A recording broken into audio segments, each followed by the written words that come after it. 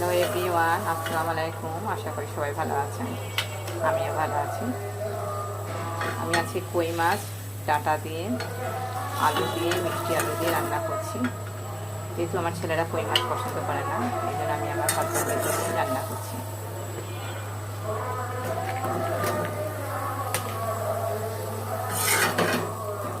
ডাঁটাটা আমি সুন্দর করে কেটে, আলু কেটে, মিষ্টি আলু কেটে সুন্দর করে ধুয়ে এবার আমি ভালো মতন কষাই নেব।